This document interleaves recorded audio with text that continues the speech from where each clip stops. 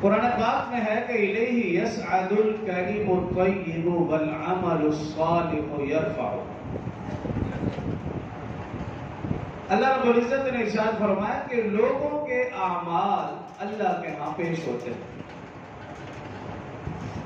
اگر لوگوں کے اچھے اعمال پیش ہوں گے تو اللہ کی طرف سے اچھے فیصلے، اور اگر خدا نہ خواستہ برے اعمال اللہ تک پہنچیں گے تو پھر اللہ کی طرف سے بھی فیصلے ویسے ہی ہوں گے.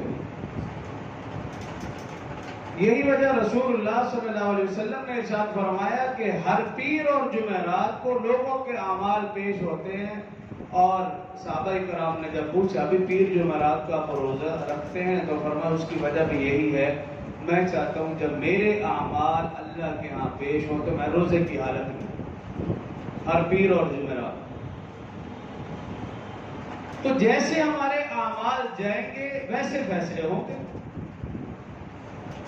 تو اس لیے کسی بھی زمانے کو، مہینے کو، دن کو، علاقے کو، ملک کو، حکمرانوں کو برا بھلا نہ کہا جائے، اپنے آپ کو ہی اچھا یا برا کہا جائے.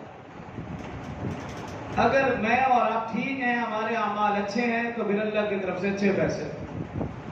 اگر میرے اور آپ کے اعمال اچھے نہیں تو پھر حکمران بھی اللہ ہمیں ویسے ہی دیں گے جیسے ہمارے اعمال ہیں.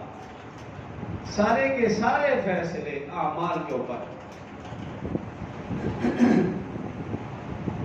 اس لیے کسی بھی چیز کو برا اور منحوس سمجھنا اس کی اصلاح میں بالکل بھی گنجائش نہیں. اور خاص طور پر سفر کا مہینہ، گزشتہ جمعے میں نے چند احادیث آپ کے سامنے رکھی تھی کہ ان احادیث اور ان روایات کے اندر رسول اللہ صلی اللہ علیہ وسلم نے اس مہینے کا نام لے کر فرمایا لا سفر ولا حم، کہ سفر کے مہینے میں کوئی نحوست نہیں ہے اور کوئی بھی بیماری متعدی بھی نہیں ہے. دو چیزیں فرمایا، بخاری، مسلم، ترمذی، بے شمار احادیث اور روایات کے اندر موجود ہے.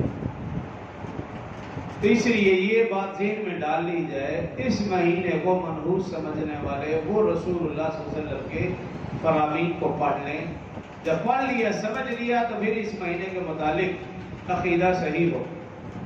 اور جب رسول اللہ صلی اللہ علیہ وسلم نے فرمایا کوئی بھی بیماری متعدی نہیں تو پھر یہ ذہن میں بات رکھ لی جائے، ایک کی بیماری دوسرے کو نہیں لگتی. گزشتہ جمعے اس کے اوپر بھی چند حدیثیں آپ کے سامنے رکھی تھی.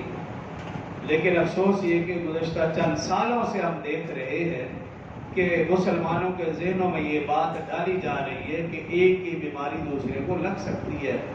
اور کورونا کے دنوں میں تو پھر وہ معاملہ ہی بالکل برعکس ہو گیا کہ جو مسلمانوں کا 1450 سال کا عقیدہ تھا، پکا عقیدہ تھا، ایمان تھا، یقین تھا کہ بیماری اللہ کے حکم سے لگتی ہے، کسی کے ساتھ کھڑے ہونے سے، ملنے سے، سلام لینے سے بیماری نہیں لگتی، اس عقیدے کو توڑ دیا گیا.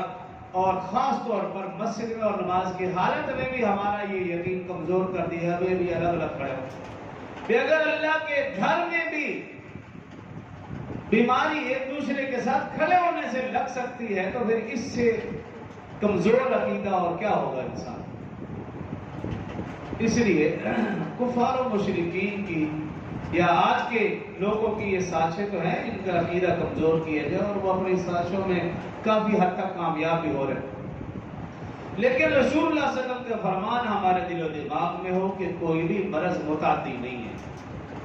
ایک کی بیماری دوسرے کو نہیں لگتی، اگر لگے گی تو بھی اللہ کے حکم سے.